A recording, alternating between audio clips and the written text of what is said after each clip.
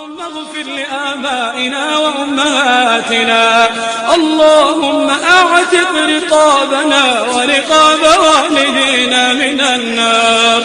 اللهم أعتق رقابنا ورقاب والدينا من النار. اللهم إنا نعوذ بك من النار. اللهم إنا نعوذ بك من حر النار. اللهم إنا نعوذ بك من فتنة القبر ومن عذاب القبر ومن عذاب القبر. اللهم اغفر للمؤمنين والمؤمنات والمسلمين والمسلمات وألف بين قلوبهم وأصلح ذات بينهم واهدهم سبل السلام.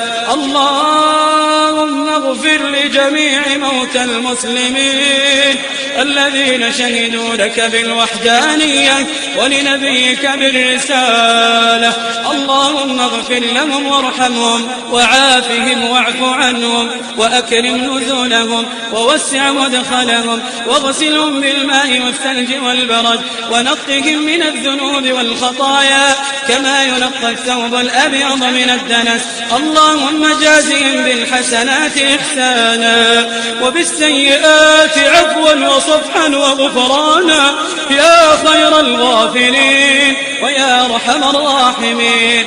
اللهم ارحمنا إذا صرنا إلى ما صاروا إليه تحت الجنادل والتراب وحدنا.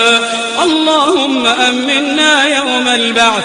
اللهم أمنا يوم البعث. اللهم اجعل آخر كلامنا من الدنيا شهادة أن لا إله إلا الله. عليها نحيا ونموت، عليها نحيا ونموت. اللهم إنا نسألك الرحمة. اللهم إنا نسألك المغفرة. اللهم إنا نسألك المغفرة يا خير الغافرين ويا أرحم الراحمين. يا فرجنا إذا أغلقت الأبواب ويا رجاءنا إذا انقطعت الأسباب وحيل بيننا وبين الأهل والأصحاب. أنت ملاذنا إذا ضاقت الحيل وملجأنا إذا انقطع الأمل. يا من يتأنى على المخطئين، يا من يتأنى على المخطئين، يا من يتأنى على المخطئين.